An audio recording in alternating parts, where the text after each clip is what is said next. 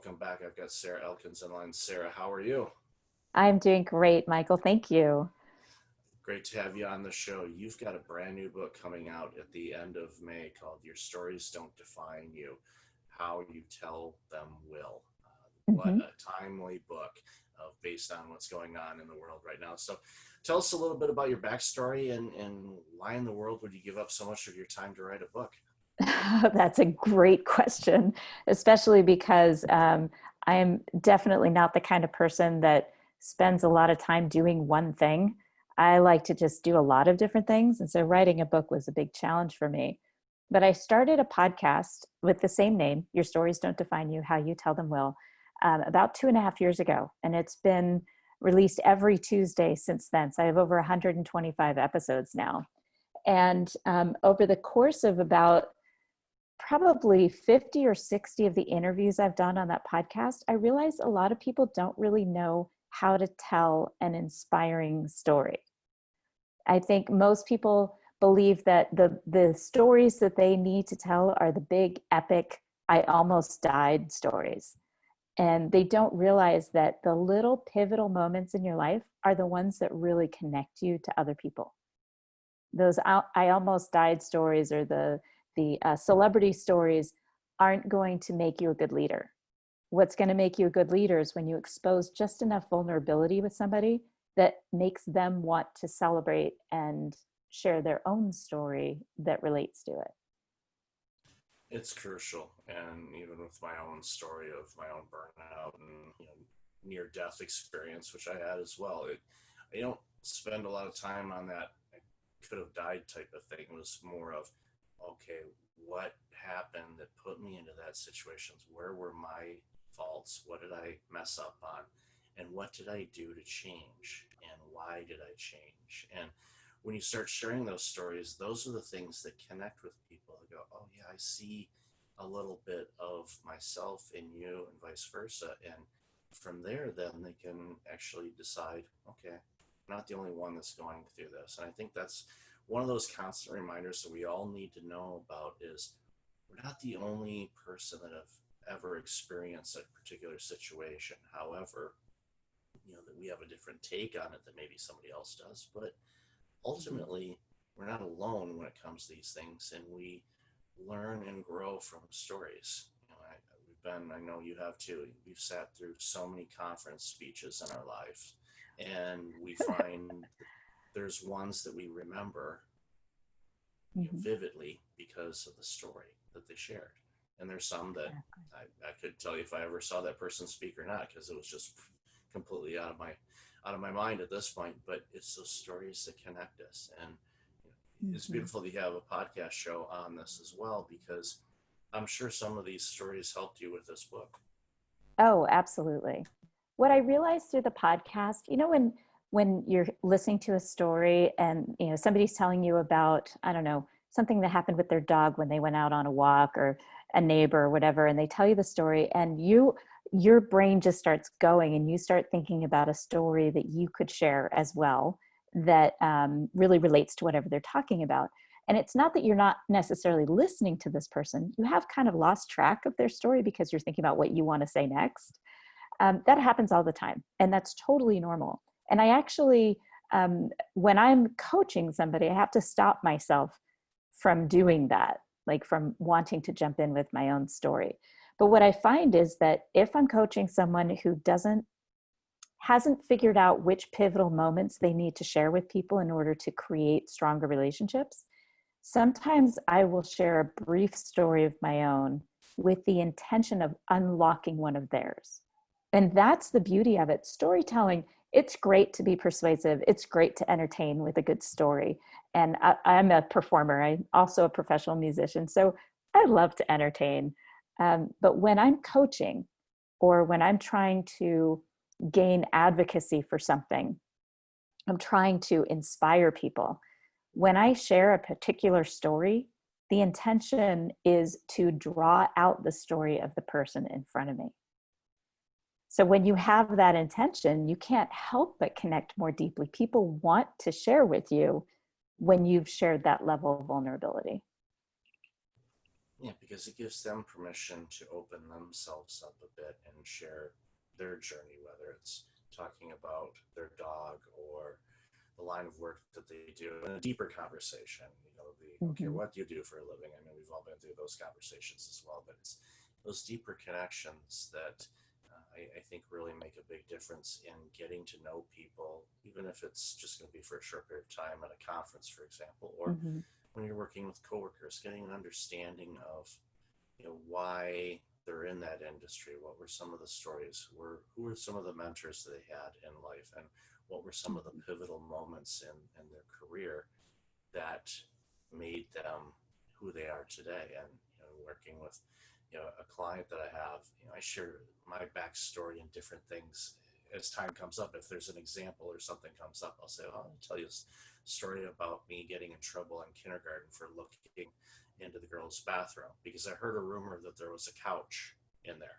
So the bottom of the bathroom door had like a chicken wire type of thing. So I'm bent over because I went to the washroom first and went back to the classroom, but decided to stop in front of the girls' bathroom and take a peek in there because I heard a rumor that they had a couch in there.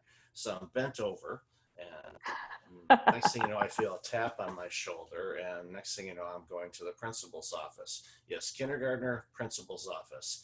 That's when it Terrifying. began, people. Yeah, exactly. Well, that's when it all began, people. And for those that know me well, they're like, of course, kindergarten. Of course, it started that. It makes sense.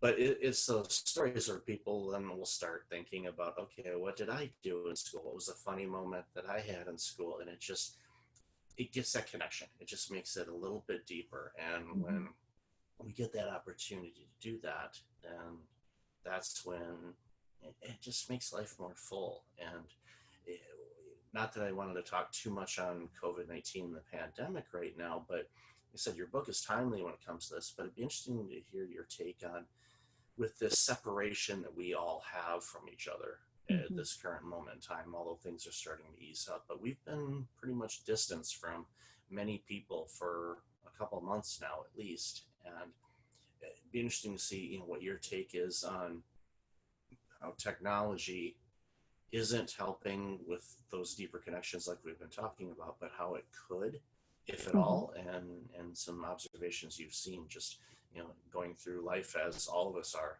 during a pandemic. Sure. Yes. I actually interviewed a historian as one of my podcast interviews, and she was basically saying that history isn't what you think it is. History is us. History is us experiencing our everyday life. So, some of the most popular and famous experiences in our world, like World War II, were documented ad nauseum about the leadership and the overall picture of what was happening at the time. But the most popular ones are the Diary of Anne Frank, the diaries of people who were experiencing it on the ground.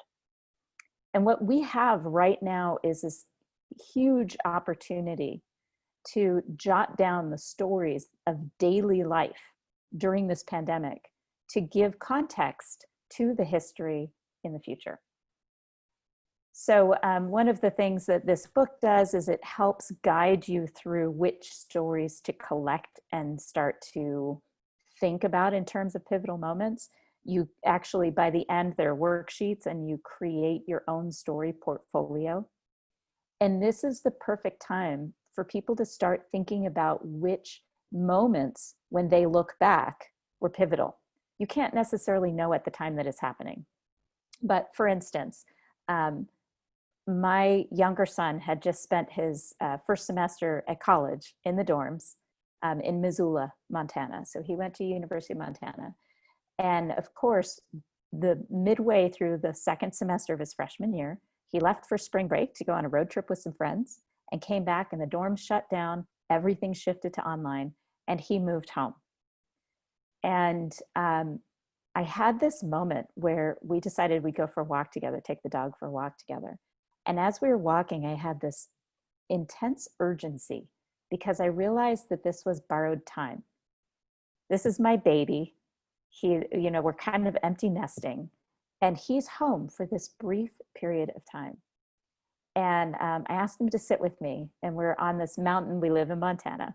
And we're on this mountain very close to our house. And we sat down on a rock. And I asked him what he felt right now.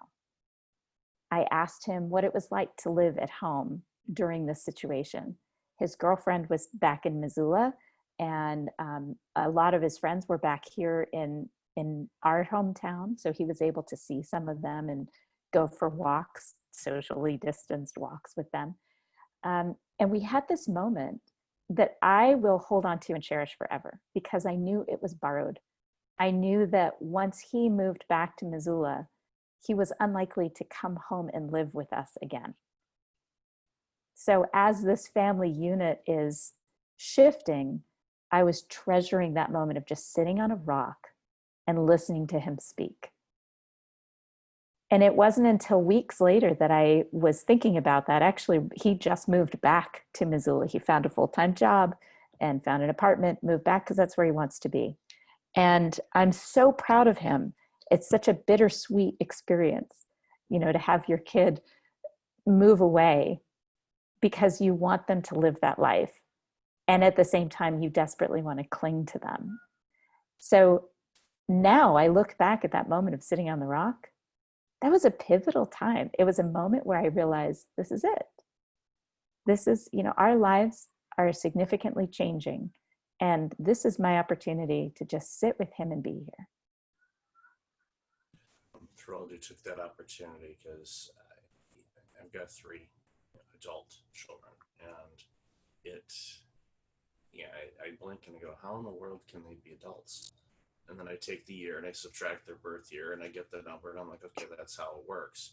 And but still, I'm like, oh, wait a minute. And I remember them being born. I remember all these things, and I'm very fortunate that I was able to be with them and experience so many life moments with them.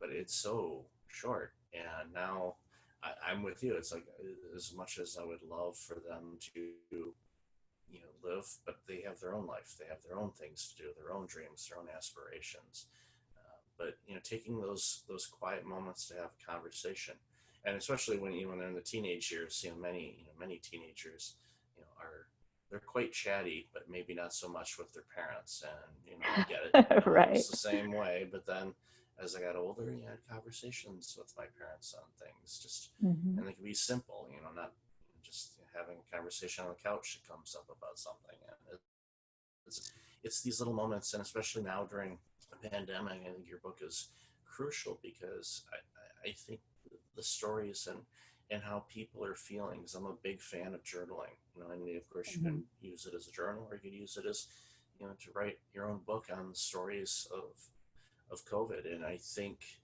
people will read that and they will look back at this time like they did, the Diary of Anne Frank and the diaries that were written and the stories we've heard. I watch a lot of history channels and stations, and they talk about the stories of what happened during epic periods of history. And it's those stories you don't hear. Yeah, we're familiar with what happened during World War II. I mean, it's been, like you said, well documented. But it's those little stories of how did this impact this family in Montana or Mississippi or Utah that had to shift everything, and how this experience now, what are people doing to navigate around these things? What are some of the stories, the connections that they've made, the rekindled connections that were lost, but now have happened again because we've got more, I say free time. I don't say we have more time. We all get 24 hours, but there's more flexibility in time. And my hope is for people is that this window of time, that they take advantage of it, and they look at their life and go, okay, what's going really well? What would I like to be different? And do some things to make those things to be different actually become a reality. Well, your stories are really your legacy. I realize with a lot of the work that I've done over the last few years as a communication coach, particularly with StrengthsFinder, but just as a coach in general, that people want to be relevant.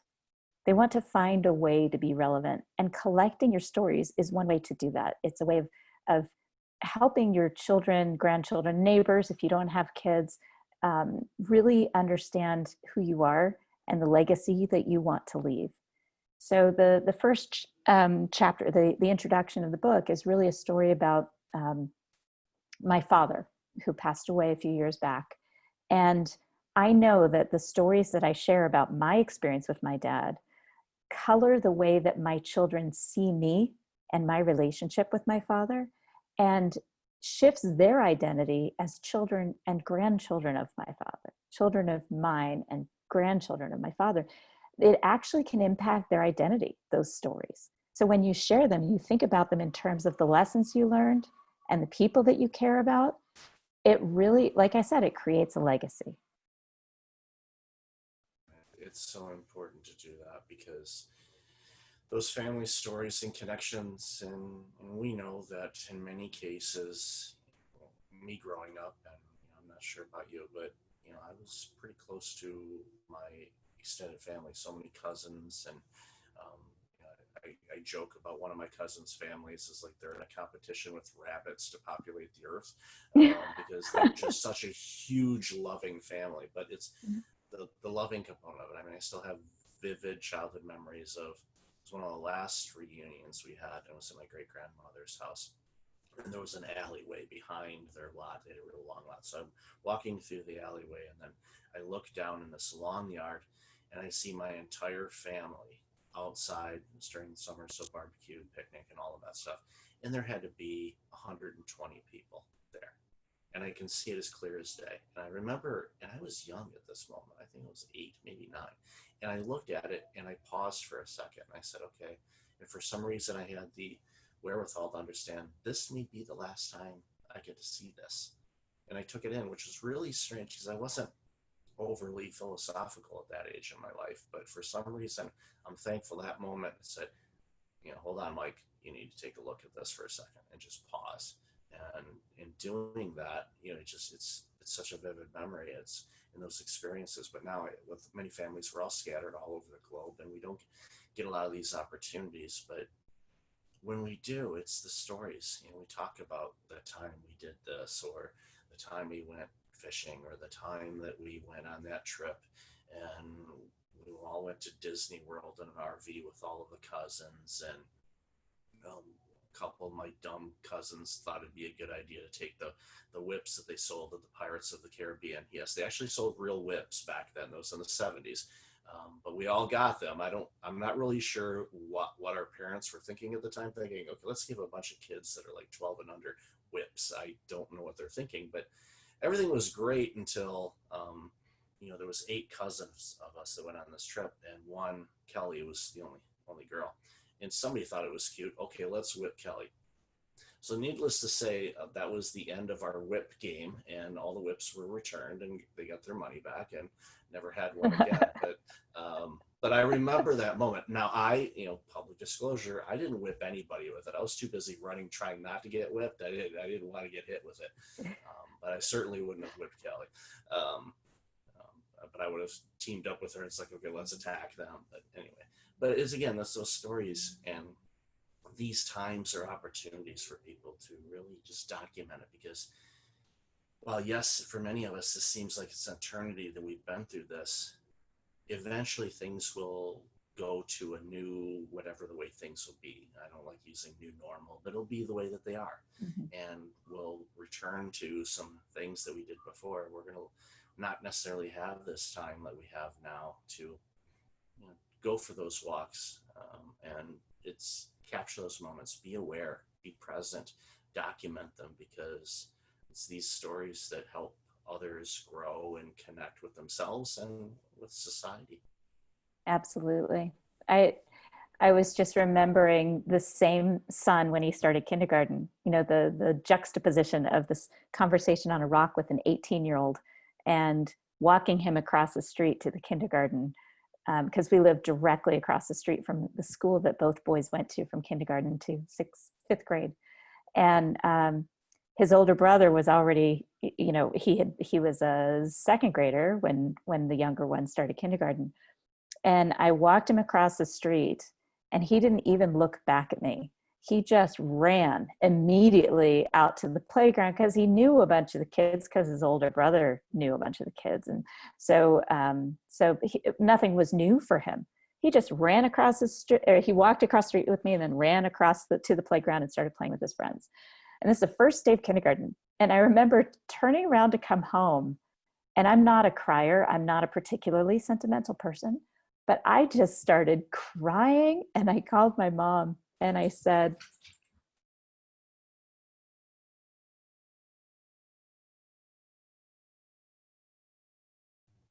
so I called my mom and I said, he didn't even kiss me goodbye. He didn't even look at me. He just took off, and that was the end of it.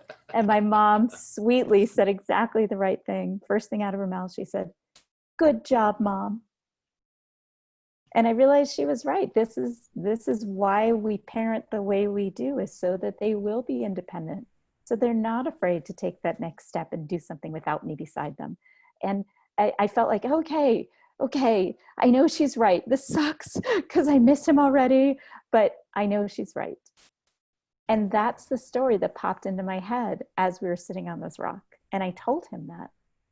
And he of course doesn't remember it, but just my telling him this story can also help him shape his identity as an independent, adventurous adult. No, that's good. And yeah, definitely a good job. Parenting is the hardest job on the planet. I've done many jobs in my life, but parenting by far is the hardest, because you are raising this little human being to be an adult and contribute to society on top of you doing that as well. So congratulations to you, and congratulations on this book. Thank you. I can't wait for people to get this book out and read it and learn from it. So where can people find out more about you and this awesome work that you do, Sarah? Well, the book is called Your Stories Don't Define You. The subtitle is How You Tell Them Will.